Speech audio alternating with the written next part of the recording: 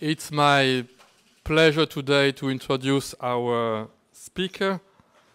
We are very happy and honored to have Marta Cartabia as a distinguished lecturer of the Academy this year. Marta Cartabia is Professor of Constitutional Law at the University of Milan, and she is also a constitutional judge, member of the Italian Constitutional Court. Marta Cartabia is also an alumnus of this institute since she completed her PhD at the UI in 1993, and of course this is a source of pride for the UI.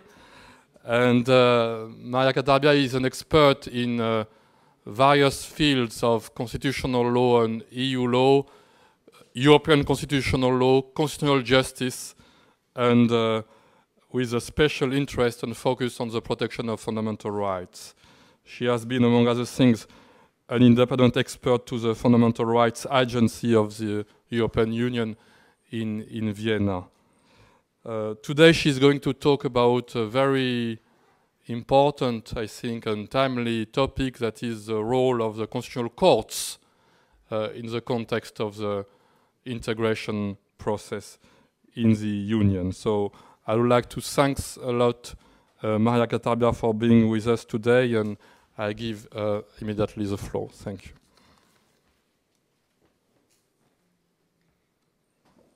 Thank you very much to the directors of the Academy for this wonderful opportunity to, let me say, come back home, because every time I come back to the European University, I really feel home. The atmosphere is always the same, with many different students, nationalities, and high-level conferences. So, what is the role of constitutional courts in the 21st century European constitutional space? What is their mission in this new context? The European continent has become a space of constitutional interdependence, and consequently, national courts are now embedded in a constitutional fabric made of national constitution, EU law, European Convention of Human Rights, and other international acts. Therefore, this constitutional interdependence affects the national constitutional court's responsibilities. On the one hand, they are charged with new duties because to some extent they are called to serve as constitutional European law adjudicators. On the other hand, some of their traditional competencies are to be adjusted to a more complex legal order. Moreover, the National Constitutional Court's mission overlaps in part with the activity of many other judicial bodies, and in particular human rights adjudicators, whose decisions impact the work of national constitutional courts. So, how do constitutional courts react to these facts? Different kind of reactions can be recorded from the constitutional practice. I would like just to list some of them.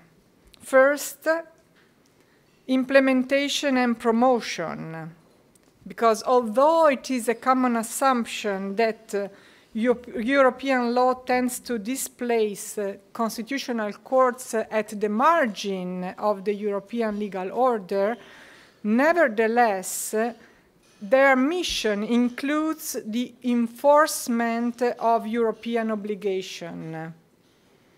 National constitutions, in fact, provide European clauses so that European obligations are, to some extent, also constitutional obligations.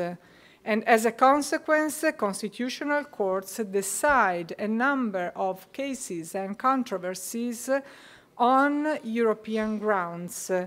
and when they invalidate a national legislation in contrast with European norms and principles, provided they do not have a direct effect according to the Simmental doctrine, they contribute to rendering European law more effective.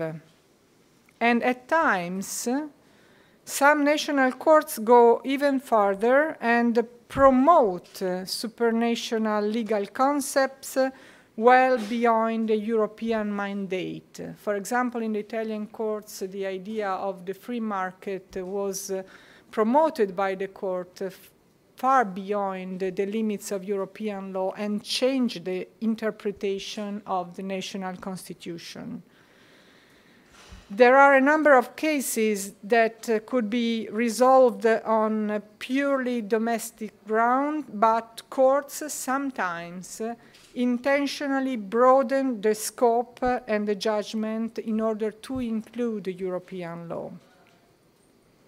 So courts, first of all, act as actors for the implementation and promotion of European law.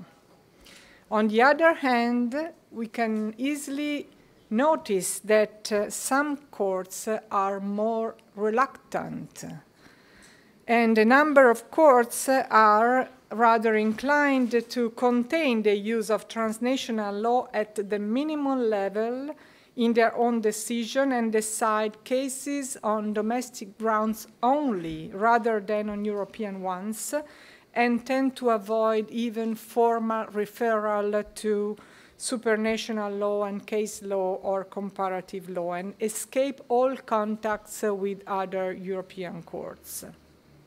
So implementation, promotion, reluctance, but also defense. Starting in the 1970s, an increasing number of constitutional courts have over time developed the so-called safeguard clauses designed to protect the core values of national constitutional identity from all sorts of interference from foreign or European law. A similar concern brings some national courts to mark the boundaries that cannot be trespassed by European law, maintaining the control over competencies that pertain to the national constitutional order. Suffice it here to recall the Zolangen line of decision of the German Constitutional Tribunal. A similar position was maintained by the Italian Constitutional Court with the counter limits doctrine, the limits to the limitation of sovereignty that can be accepted by the Italian system, and many other constitutional courts had followed similar position right after, at the time of the discussion of the constitutional treaty. So you find a similar doctrine in the French Conseil Constitutionnel, in the Spanish Tribunal, and some Central and Eastern European countries. So implementation, promotion, reluctance, defense, and sometimes challenge.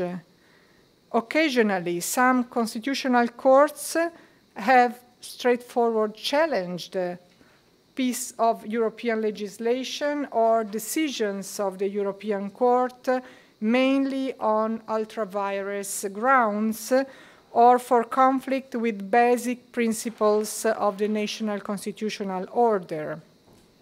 At times, these challenges have been brought before the European Court. At other times, divergences have resulted in an unsettled mute conflict, as happened in the case of the Czech Constitutional Court in January 2012 about the Slovak pension, declaring the CEU decision ultra-virus. Last, but this is my major point, is another kind of attitude that can be listed, and it is participation. In recent years, an increasing number of constitutional courts have contributed to the development of common legal principles, taking an active role on the European stage, interpreting and enforcing European standards, and especially making use of the preliminary ruling. Indeed, implementation, promotion, reluctance, defense, challenge, participation, all these approaches often coexist. The same court may be at times reluctant, cooperative, or defensive, challenging, and so on.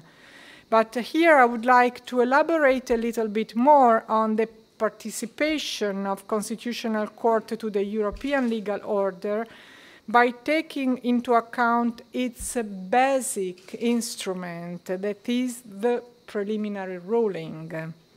And this conversation will proceed in 4 short steps.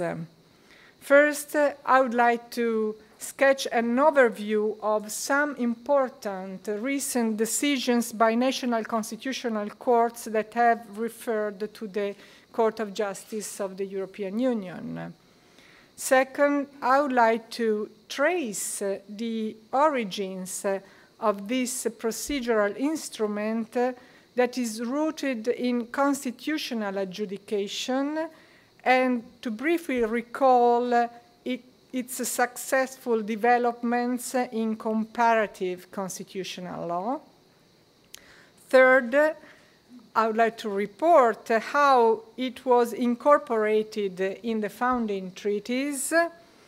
And last, I would like to discuss the benefits and the drawbacks of this procedure. So, let's start from this overview of recent cases, and I apologize for all those of you that already knows all these cases, but it is important for us to have a picture of what's going on, just to recall the important step took by some important constitutional court, which is new, because for a long time, constitutional court have been really very, very reluctant, with some notable exception, the Austrian Constitutional Court and the Belgian one, to refer to the European Court of Justice for preliminary ruling. But in the last few years, things have quickly changed. And after the entry into force of the Lisbon Treaty, a number of relevant cases has been brought in front of the court in Luxembourg by constitutional courts. First, in February 2013, the Court of Justice decided the Meloni case, a very important case triggered by a preliminary question raised by the Spanish Constitutional Tribunal concerning the level of protection of fundamental rights in criminal procedure. Meloni, an Italian citizen, was convicted in absentia in Italy, which is a permitted procedure in our country, but this procedure was considered contrary to the right to defense in Spain. The preliminary ruling sent by the Spanish Constitutional Tribunal concerned the correct interpretation of Article 53 of the Charter of Fundamental Rights and asked about the possibility of a higher national standard of protection of fundamental rights to override the obligation stemming from EU legislation to hand over a convicted person under the arrest warrant system. In this case, the Court of Justice replied, quote, "The Charter would undermine the principle of primacy of EU law inasmuch as it would allow a member state to disapply EU legal rules which are fully in compliance with the Charter where they infringe the fundamental rights guaranteed by the state's constitution, unquote.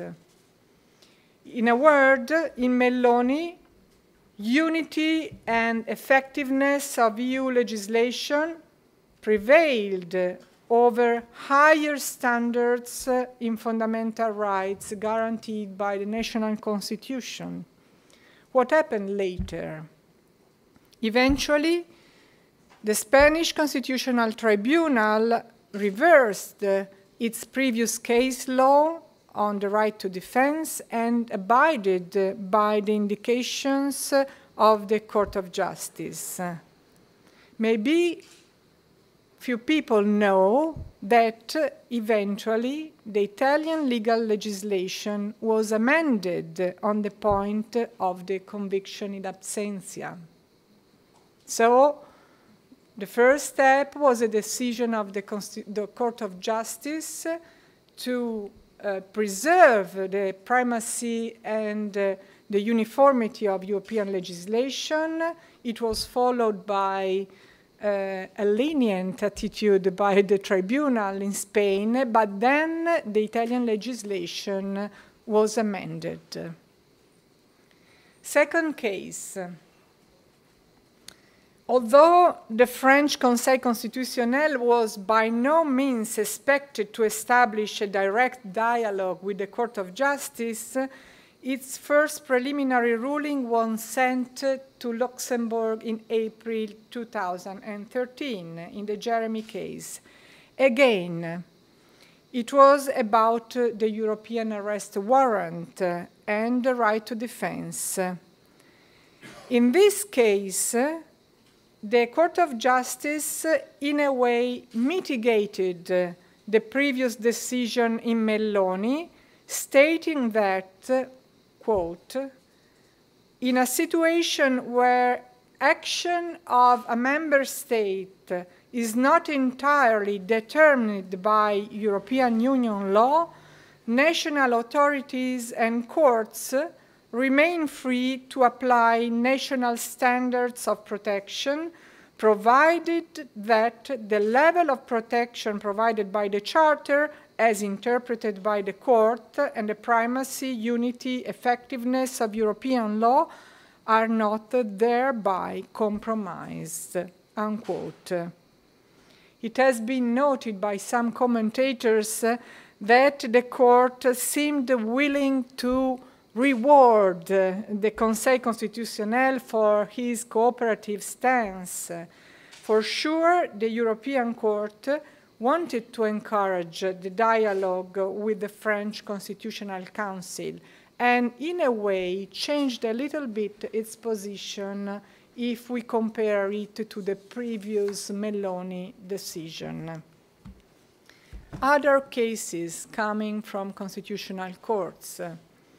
Italy, after a first preliminary ruling sent by the Italian Constitutional Court in a minor case regarding tax legislation in Sardinia, in July 2013, the court has sent a further preliminary ruling.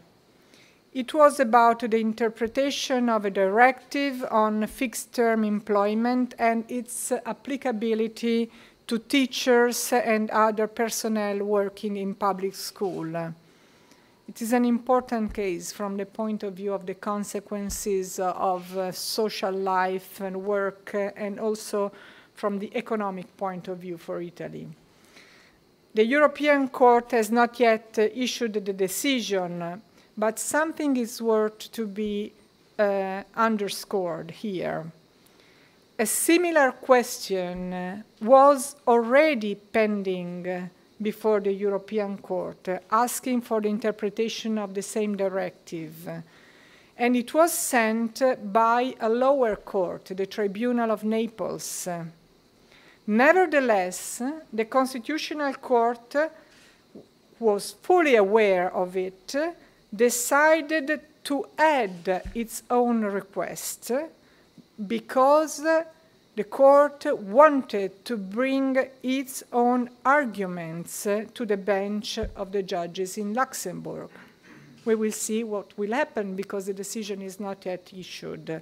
But the attitude was to enter in a dialogue that was already there in front of the Court of Luxembourg. Fourth case, Austria. This is not new. The Austrian Constitutional Court has sent many times different requests to the Court of Justice, but what is remarkable is that in a recent decision, the Austrian Constitutional Court decided to challenge the validity of directive on data retention. This was a preliminary ruling for the validity of European legislation to be assessed in relation to fundamental rights protected by the Charter of the European Union, and this ruling joined again another question that was added to a previous preliminary ruling that was already pending in front of the Court of Justice, because a similar preliminary ruling was already pending, sent at the initiative of the High Court of Ireland. The result of this question of validity was that the directive on data retention was ruled out for infringement of some fundamental rights concerning the protection of personal data. Last preliminary ruling that I would like to recall here is the German one. This was really an unexpected move by the Bundesverfassungsgericht, who entered judicial conversation in January 2014. The Bundesverfassungsgericht referred several questions to the Court of Justice on the subject of the compatibility of the outright monetary transaction decision with the primary law of the European Union. Again, it is a question on validity of a European measure, since the German tribunals suspect the OMT decision to exceed the European Central Bank mandate and consequently infringes the power of the member states, insofar as it allows the central bank to purchase bonds of selected member states up to an unlimited amount. Despite these doubts of ultra-virus, the German tribunal nevertheless suggests that the OMT decision can be interpreted restrictively and brought back to conformity with the primary law by means of interpretation. In a word, the Bundesverfassungsgericht speaks out against the OMT decision that is considered ultra-virus. However, it leaves the Court of Justice a way out, suggesting a restrictive interpretation. We will see what happens. So, in recent years, despite a diffuse skepticism about constitutional conversation, these recent decisions are signals that a veritable conversation is taking place at the constitutional level in Europe. And it, in a way, is putting in place a sort of laboratory where common understandings and common interpretation of fundamental rights can be modeled. Here, I would like to stress one point that maybe can correct a little bit our mindset. Because after looking this first example of constitutional conversation, we should really reconsider common constitutional traditions, because usually we think to common constitutional tradition and old and important concepts in European law as a sort of a priori, a data that can simply be postulated or taken for granted. Whereas, after this first experiment, we should rather think to common constitutional traditions as a result of an ongoing dialogical process among constitutional actors. Common constitutional traditions are an outcome of a deliberative elaboration rather than a given item. The previous examples show that the potential clashes between European acts and national constitutions have been neutralized, at least in some cases, by the cooperative attitude of the European Court, National Constitutional Court, and national legislators. Each of these episodes show a sequence of acts amounting to a balanced and reasonable accommodation between national constitutional requirements and European principles. And in all these cases, preliminary ruling was a relevant procedural vehicle for this cooperative attitude. And although there might be other more discrete forms of judicial cooperation, hidden dialogues or remote dialogues or informal dialogues, I would like here to stress the importance of the preliminary ruling. Because when a preliminary ruling is sent to Luxembourg, both courts, the national and the European, in a way, publicly engage with each other. The European one being accountable for the answer to be delivered to all member states and to other European institutions, and the national referring court being requested to ensure a loyal follow-up to the European Court decision. Indeed, the importance of preliminary ruling is not new. It has always been a keystone of the judicial architecture of the European communities and the European Union. It has served the purpose of a closer legal integration throughout the continent. This is not at all new. What is new here is its relevance at the constitutional level and in particular in the protection of fundamental rights. In this new context, my impression is that the preliminary ruling is being brought back to its origins that are rooted in constitutional adjudication. This is my second step, but I promise you that the following step will be much shorter than the first one. So, where come from this idea of the preliminary ruling? The European idea of preliminary ruling is modeled on the incidental procedure that was first experimented in the context of judicial review of legislation that took place in Europe after World War II, based on a centralized court as opposed to the diffuse system experimented in the United States since Marbury.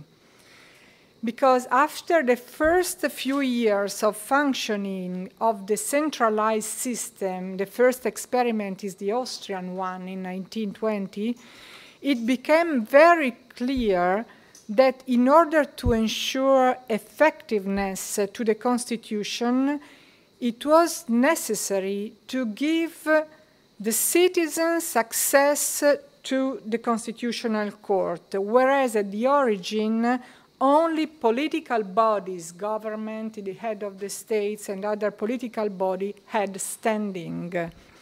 In order to fully implement the constitutional provisions throughout the legal system, constitutional review of legislation was to become an instrument for the defense of citizens' rights. Here came the idea of the incidental procedure or preliminary ruling. And it was first in Austria, 1929, and then in Italy, 1948, and Germany, 1949, that access to the Constitutional Court was mainly, though not exclusively, based on the incidental procedure whereby every judge and every judicial body is enabled to refer to the Constitutional Court a question for constitutional review of legislation in order to better protect citizen rights. All lower judges, though in Europe are not empowered to review by themselves legislation, as their American counterparts are allowed to do, were nevertheless given the key to trigger the review of legislation. They became, to borrow from an expression from Piero Calamandrei, one of the Italian founding fathers, the gatekeepers of constitutional court. In this way, the incidental procedure introduced some typical features of the decentralized American model of judicial review of legislation into the centralized Kelsenian one. Indeed, the European model is and remains centralized, and therefore only constitutional courts have the power to review legislation. However, the incidental procedure is concrete, stemming from a specific case or controversy. On the other hand, although deriving from a specific case, the decision of constitutional courts have erga omnes general effects, though retroactive. So you see the mix of characteristics in Europe between the abstract central model, Kelsenian model of review of legislation, and the concrete diffuse one of the American experience. In a way, as Mauro Cappelletti has really wonderfully pointed out in his work, the European model of constitutional justice is the result of the encounter between Kelsen and Marbury. And this encounter took place precisely in the framing of the incidental procedure or preliminary ruling. Later, the same model of constitutional justice has been experienced in Austria, Germany, and Italy, was followed by, I dare say, all European constitutional courts. Incidental procedure was first adopted in Turkey, 1961, and then in the late 70s in Spain and Portugal, and then after the end of the Soviet Union in the 90s, all Central and Eastern European countries established a constitutional court, and all of them can be addressed by means of an incidental procedure or preliminary ruling. Last, but we cannot forget, the Conseil Constitutionnel. Even the Conseil Constitutionnel, that was so reluctant to accept the a posteriori review of legislation in 2008, has now, since 2008, has now la question prioritaire de constitutionnalité that can be commenced not by all lower courts, but only by the Cour de cassation et the Conseil d'État. So, historical evidences show that this procedure, incidental procedure or preliminary ruling procedure, has been really very successful in constitutional law. But historical evidences show that even the idea of the preliminary ruling in the founding treaties was inspired by the incidental procedure used by constitutional courts, and in particular by the Italian experience. I will tell you something about this. Because while at the political level, the German representatives and the French one were disputing the general characters of the European Court of Justice, with the German championing the idea of a federal or quasi-constitutional court, and the French more cautious, had a more cautious attitude, supporting rather an administrative courts like a style of the Conseil d'État. Behind this level, a small group of federal-minded jurists working in a technical group were able to insert this procedure in the draft treaties, a procedure that eventually proved to be one of the most powerful federalizing provisions responsible for the constitutional transformation of the European legal order. In fact, it was not in the big political discussion that the idea of preliminary ruling was adopted, but it was rather in the group de rédaction set up by Henri Spack and chaired by the Italian diplomat Roberto Ducci, that the idea was put forward. The paternity of this procedure is to be credited to Nicola Catalano, the former legal advisor of the Oath Authority, who was inspired directly by the Italian legal system. We can read a few words by Lord Mackenzie Stewart commemorating Judge Catalano in 1984, who says, quote, "Thus it is Mr. Catalano to whom we owe the idea for one of the most spectacular innovation of the treaties of Rome, namely the reference for preliminary ruling by way of interpretation. Was he able to foresee at that time the exceptional judicial evolution which would be made possible on this basis?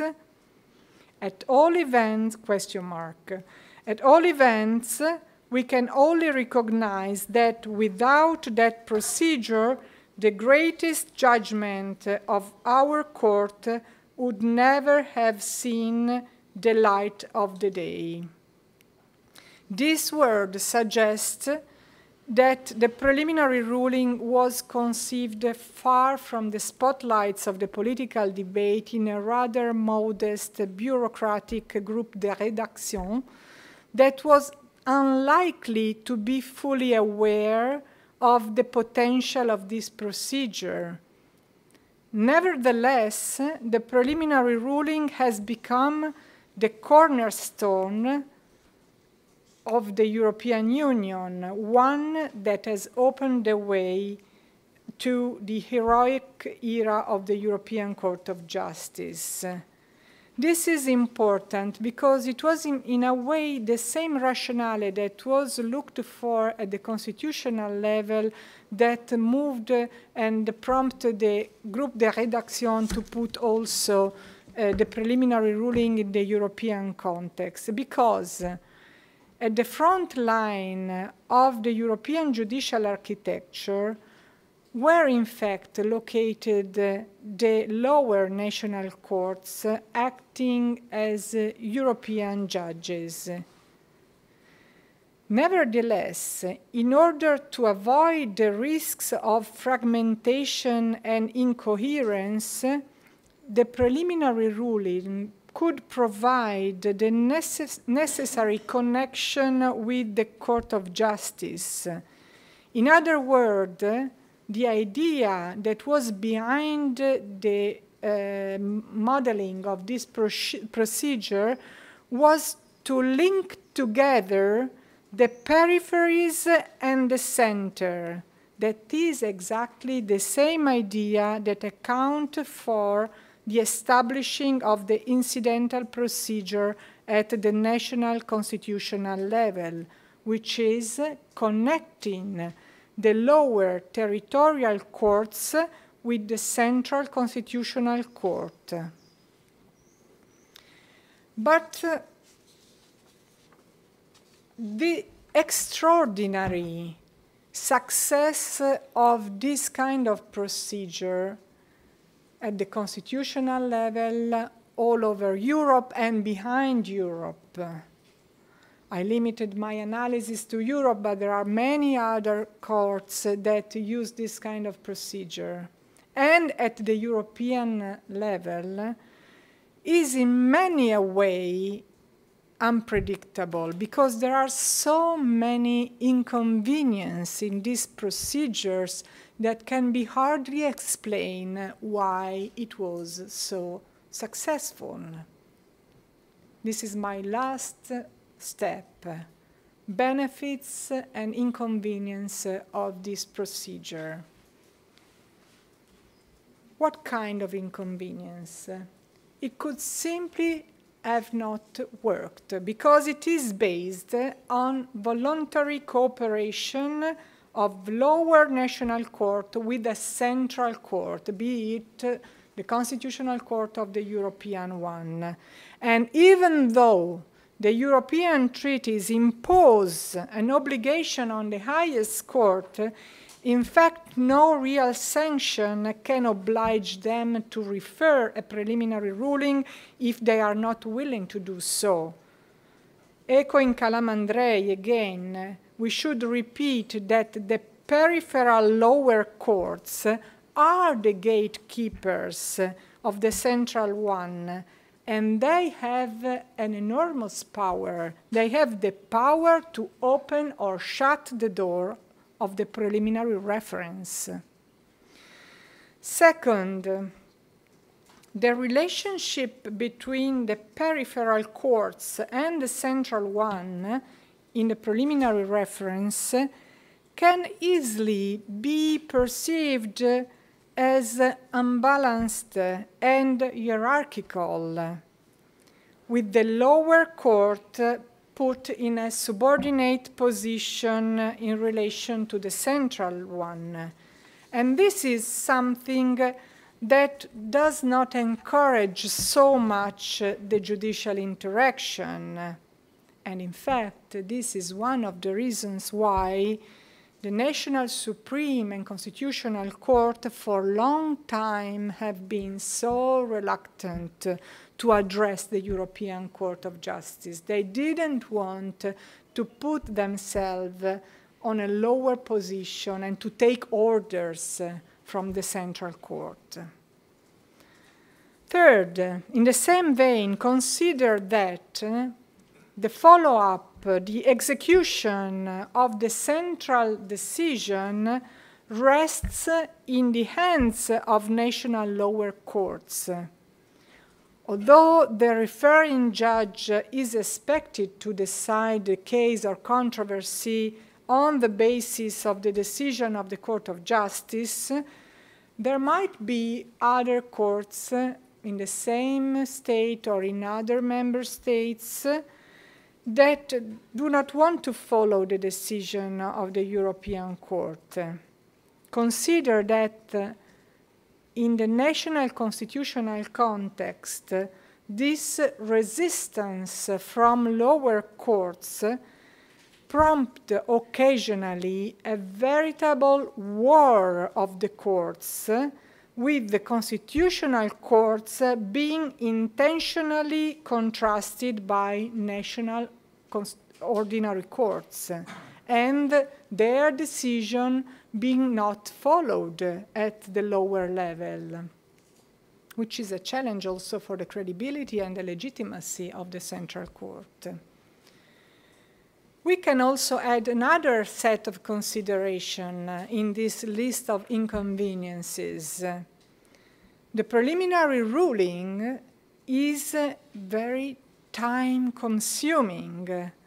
It requires to suspend the process and to wait for the decision of the Central Court before resuming and concluding the former judgment.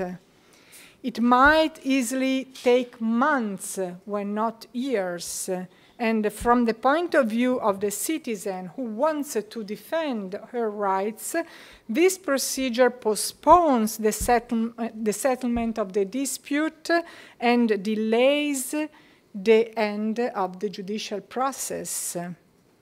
So there are a number of inconveniences in this kind of procedure, but despite all these and others drawbacks, the preliminary rulings is a story of success, both in constitutional adjudication and in the European integration.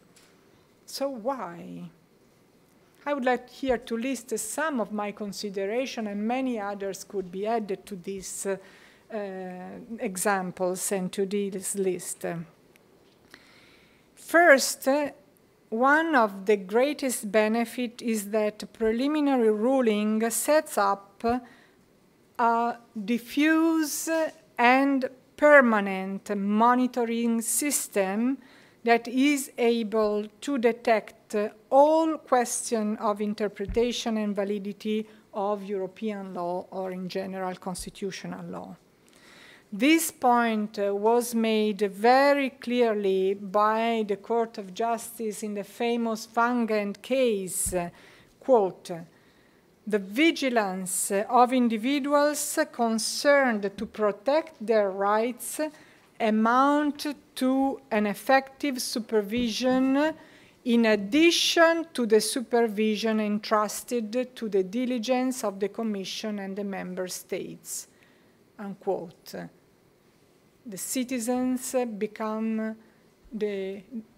the power to vigilate on the implementation of European law. And as Pierre Pescatore had put it, commenting on the Van Gent case, the preliminary reference will effectively become the infringement procedure for the European citizens.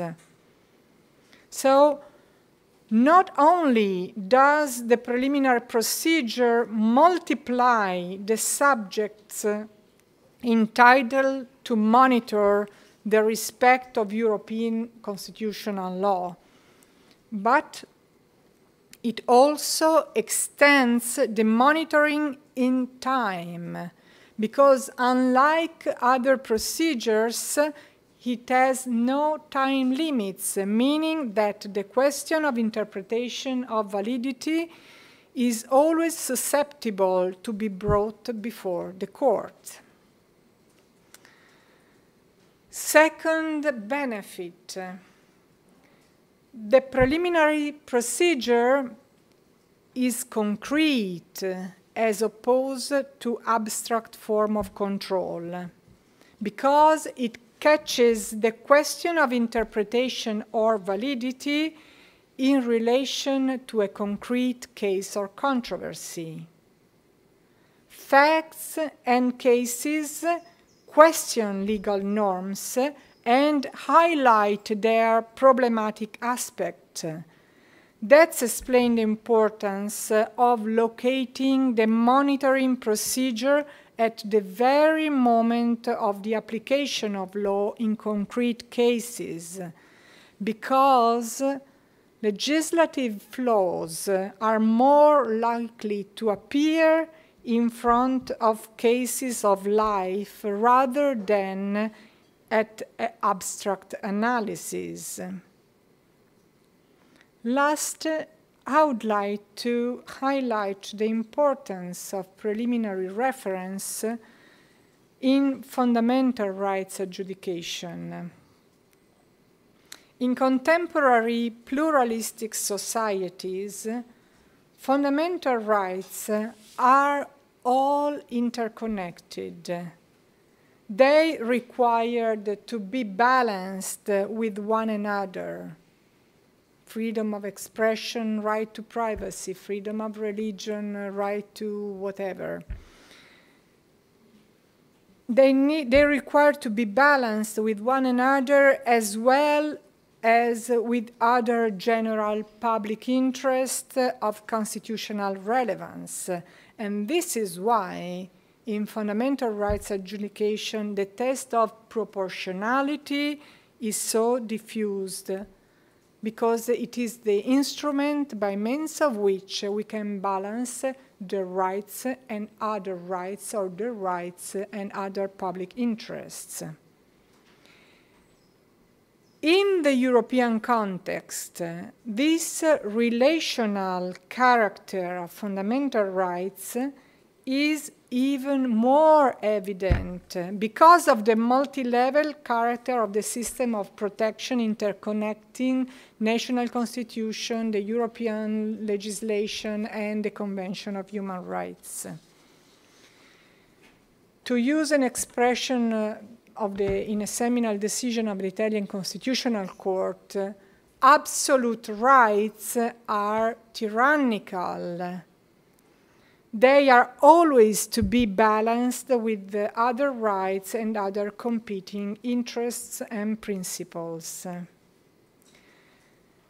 Why it is so important to stress the relational character of fundamental rights?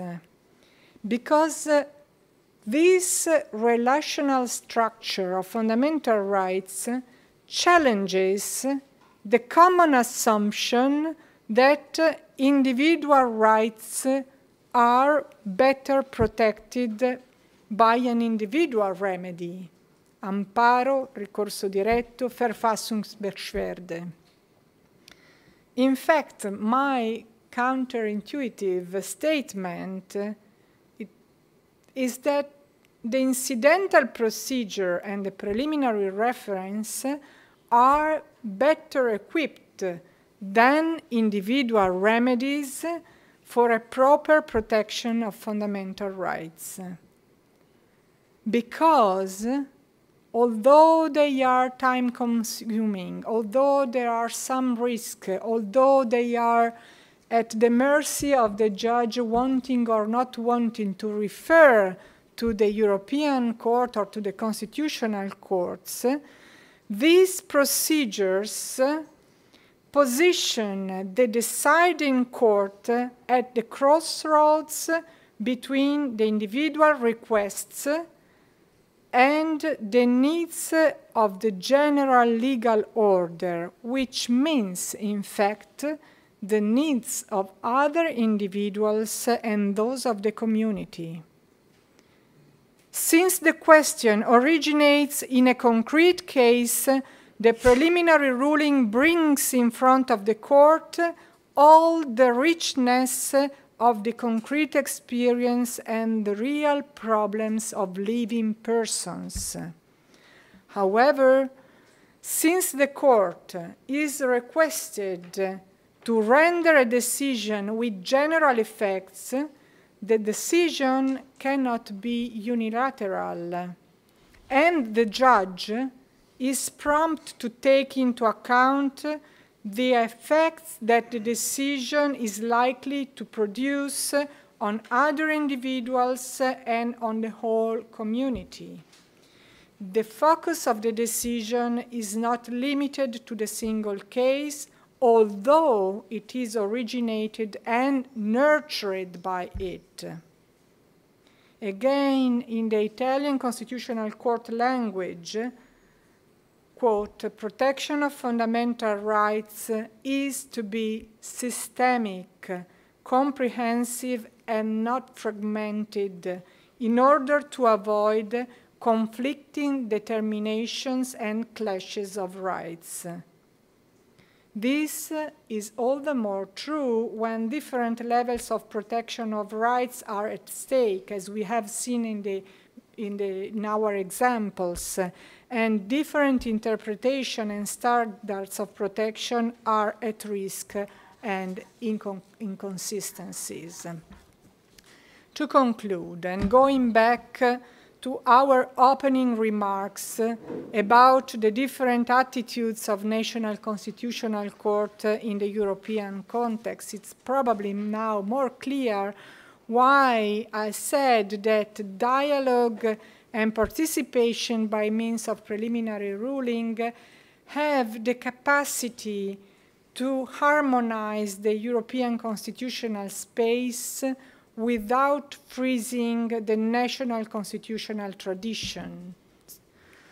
Dialogue and participation, on the one hand, avoid constitutional fragmentation, which is a risk in the constitutional context, but also resist to constitutional standardization, which is the opposite risk.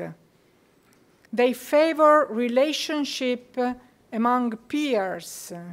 Indeed, European Court and national constitutional courts play different roles, have different missions, but this does not amount to a top-down relationship. A pluralist constitutional approach can be promoted by means of judicial dialogue and participation, where harmonization does not overlook diversity, standardization does not disregard disparities, and generality does not ignore singularity. Thank you very much for your attention. Thank you very much indeed for this fascinating lecture. We have some time left, 30 minutes, so if you agree, Maya, we may open the floor and you may take some questions from the floor. So, sure. Is it fine with you if we open the floor? Yes, if you want. All right. Okay. Yes, indeed, there is also this development of the Court of Strasbourg case law that is taken into account by constitutional courts, because this is the third actor of this dialogue that we didn't mention just because I didn't want to enlarge too much this long lecture. And constitutional courts take very seriously in consideration the case law and the statement of the court in Strasbourg. Although, again, the constitutional court developed, at least in the Italian experience, an awareness also of maintaining a stance of independence from the court in Strasbourg, because they follow, they pay attention. We have a whole office that give us all the news from Strasbourg. Judges are aware of the European case law. We quote case law in our cases, which was not common until a few years ago.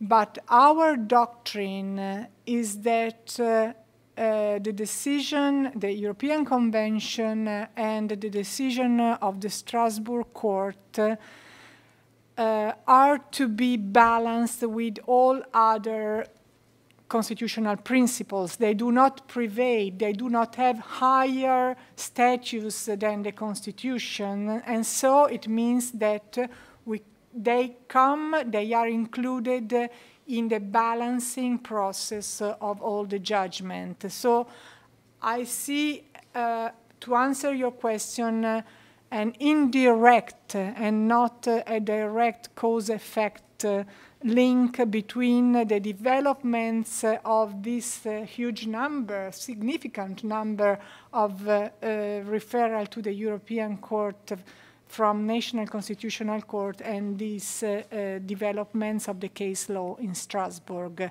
It is part of a new, context, wanting to pay attention to one another. It is not the direct follow-up of that decision. In a way, the decision of the Austrian Constitutional Court is unique because to my knowledge, no other constitutional court, and I can say I think that it is rather sure that it is no other constitutional court has taken a similar position, overtly stating that decision of the Constitutional Court can be taken on the grounds of the Charter of Fundamental Rights. We just had a meeting of all these constitutional courts in Vienna a few months ago, and the position of the Austrian Constitutional Court was highlighted as a unique one in this context. Anyway, the problem can be a little bit nuanced because although other courts are not committed to decide cases on the basis of the Charter, first you have to consider that there is an overlap of fundamental rights between constitutional courts and the Charter of Fundamental Rights, so that applying Constitution and applying the Charter can make some difference, but not so much difference. Second, since the provision concerning fundamental rights are so broad and so broad-worded, that what matters really if courts refer to the case law of other courts, because in many cases the provision can simply be the same, but the interpretation of the same provision may diverge significantly in the case law of the courts. So I would a little bit nuance the statement of and the difference from other courts' decision of the Austrian one, because in practice, although other courts have not overtly stated we are committed to decide cases on the ground of the Charter of Fundamental Rights, maybe the position is a little bit closer than it looks like at the first sight, because it is the convergence of jurisprudence that matters much more of the grounds and the direct application of primary law of the European Union. Thank you. Yes, in a previous reflection of mine, articles of mine, I have put a great importance on this case law, considering that by means of the Kobler line of decision, it could be a possibility to force a little bit more the Supreme Courts, and in particular Constitutional Court, to step in this dialogue. Then decisions were taken and things changed, but I am not sure that there is a strict connection between that line, the Kobler case, and the decision. My impression is rather that it was the entry into force of the Lisbon Treaty that made the difference. In fact, all these cases came out after the entry into force of the Lisbon Treaty. And the Lisbon Treaty means also the incorporation of the Charter of Fundamental Rights in the primary law of the EU. And it means also, to use the words by Gronia de Burca, the transformation of the Court of Justice in a human rights adjudicator. So my feeling is that that was the most relevant cause that,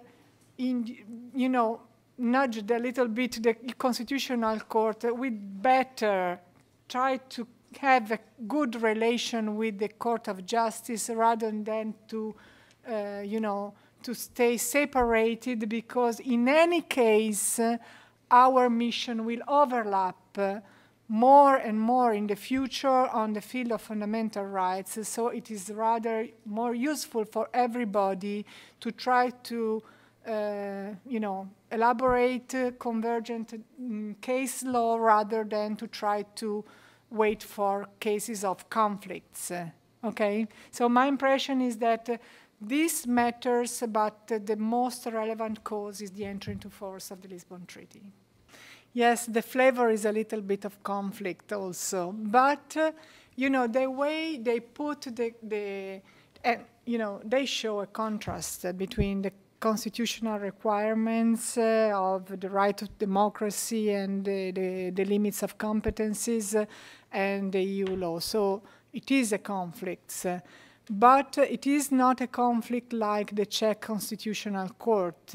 They didn't want to decide on their own. They tried at least to give the possibility, the European Court of Justice, to adjust a little bit the decision by means of interpretation. I cannot predict whether the result of the whole story of the OMT decision will be a conflict or if they really found an accommodation between the needs. I assume that if the interpretation of the Court of Justice reasonably takes into account the requests of the BVG, they will probably also be very reasonable and try to accept that the limits of the transfer of powers has not be, transgressed, and so they try to. My impression is that the opening of the decision of the referral is a conflict style, but then the second part try to try to find a way to go on and get along in peace with one another.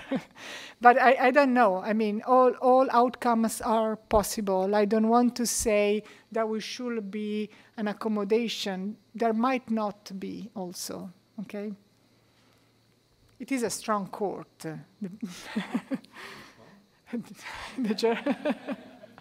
My experience in constitutional law and constitutional justice is that at the beginning, courts try to broaden the door.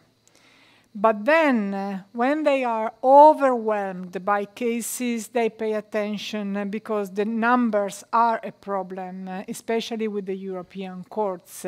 So, from the statistical point of view, I would say it is not very likely to happen, although your remark shocked me a little bit, because if you compare the idea of jurisdiction in the European court is broader than the Italian one, for example. We had very interesting cases where the Conseil d'État, in one of his competence, which is not judicial, but just render an opinion in a given procedure, specific procedure of the Italian legal system, was considered by the European Court of Justice as a judge for the purposes of a preliminary ruling, whereas it was not by the Constitutional Court, which over time induced the Constitutional Court to review its jurisprudence, and then we followed the Court of Justice, and we decided that even in that kind of procedure, the Conseil d'État could send a question of constitutionality for the review of legislation. As to the court in Strasbourg,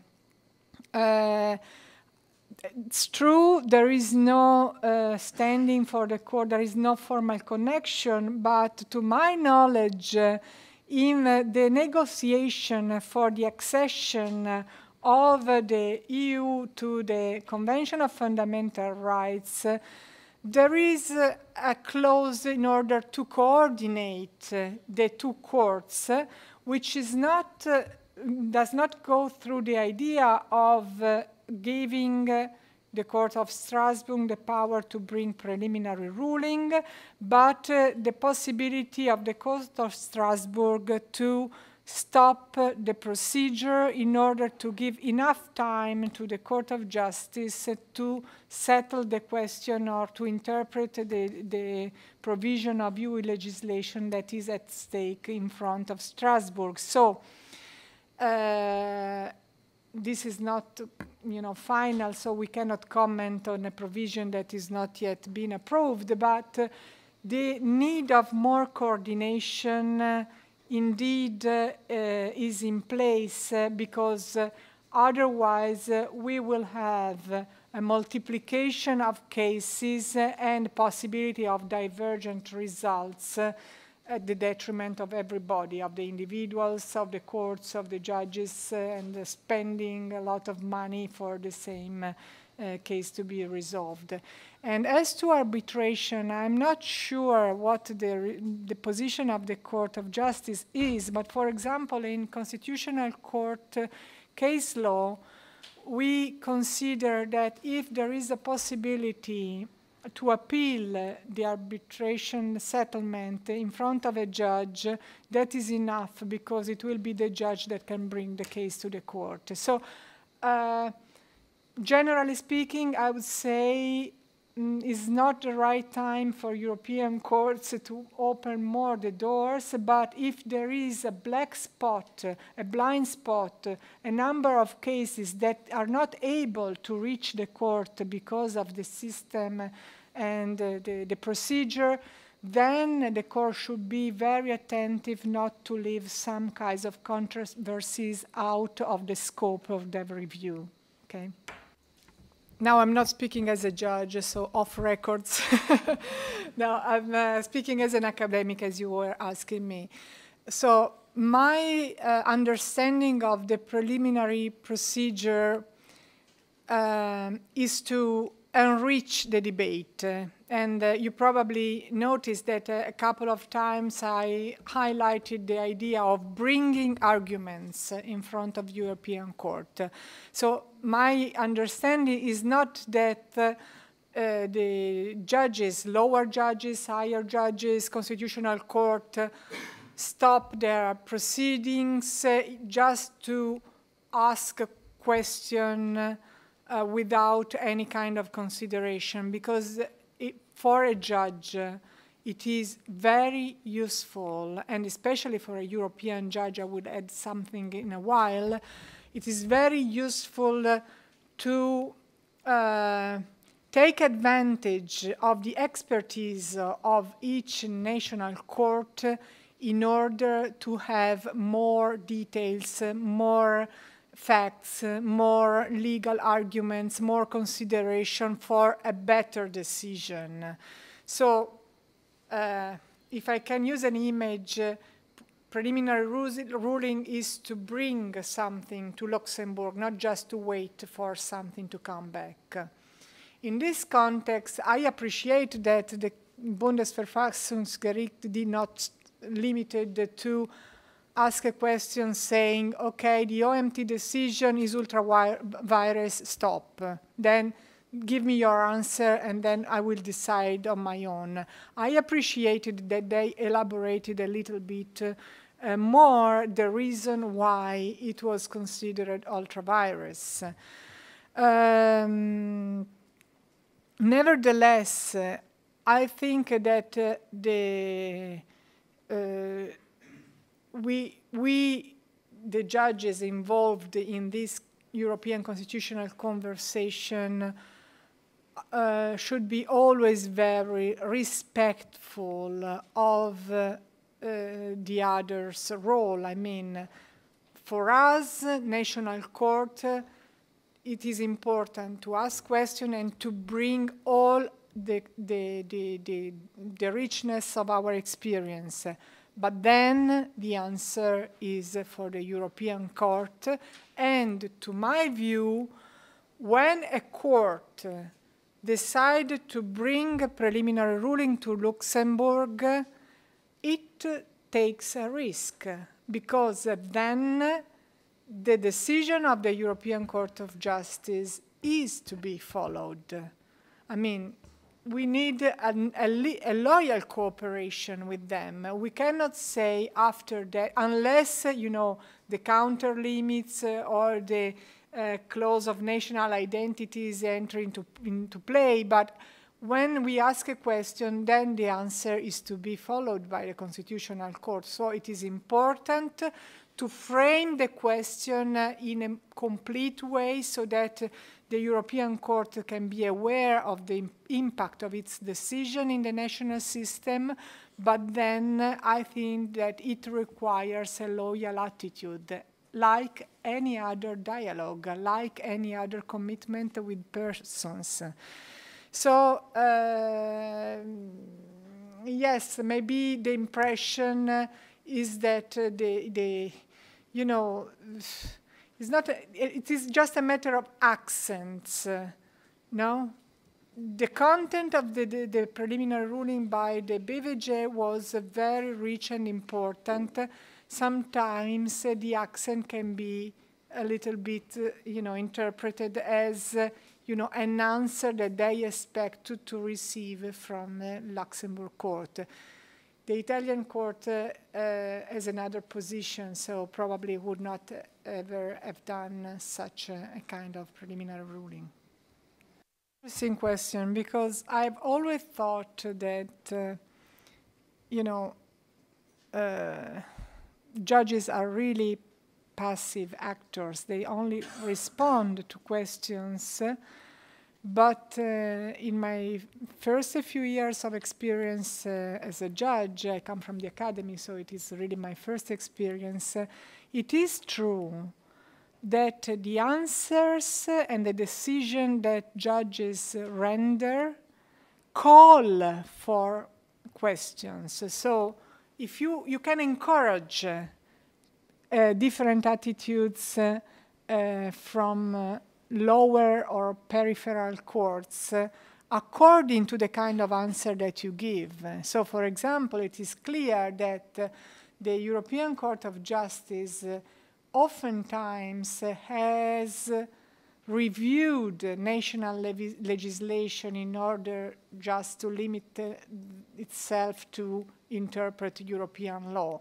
And this has encouraged over time national judges to ask for a sort of review of legislation because the court was responding. So rather than a model, a format, or to fill in or whatever, I would say that the kind of answers that the court gives can encourage a kind of preliminary ruling or another. For example, in the European Court, in the Italian Constitutional Court experience, there is a period of time during the 90s when the Italian Constitutional Court was really overwhelmed by cases, and the court introduced the idea of interpretation according to the Constitution in the mandate of lower courts. So there is an whole line of cases, rich line of cases, in which the Constitutional Court said, please do not ask this kind of question. The question is not admissible, so it is rejected on procedural grounds, because if you use this method of interpretation, the interpretation according to the Constitution, you can resolve by your own, you, lower court, the case. The result is that the number of cases brought in front of the court has dropped dramatically, because the court has invited the lower court to decide by their own, instead of bringing problems that are not problems of validity, but problems of simple interpretation of the law. So I would say that you are right. In many cases, preliminary rulings are not well written, but it is the kind of answer, the decision to take or not to take the case, to decide what kind of answer that would little by little change the habits of the national courts, rather than thinking of a sort of, bureaucratic form to be filled. Thank you. Thank you.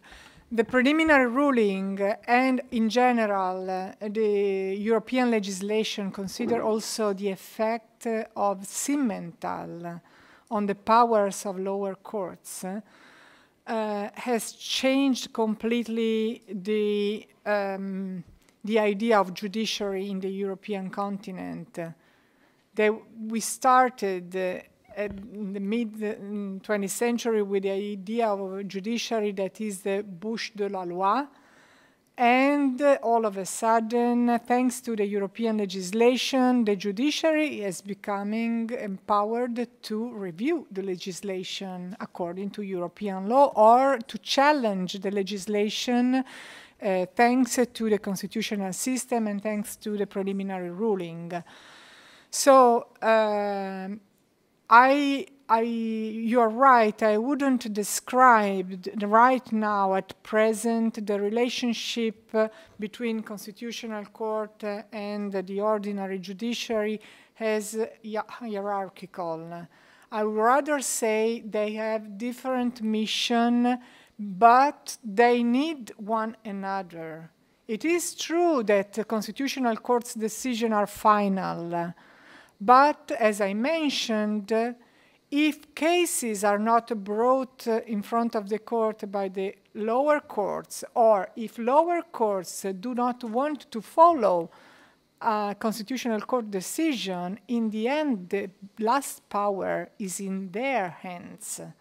So we have a final decision, but others will implement them, and on the contrary, we will not have anything to do if they would not send us any kind of decision. So I think that there is a mutual dependence of courts that explains why nowadays this connection by means of incidental procedure or preliminary ruling are thriving so much. Time to thank you very much, Marta, for this lecture and for the rich answer you gave to the questions coming from the floor. So thank you very much indeed.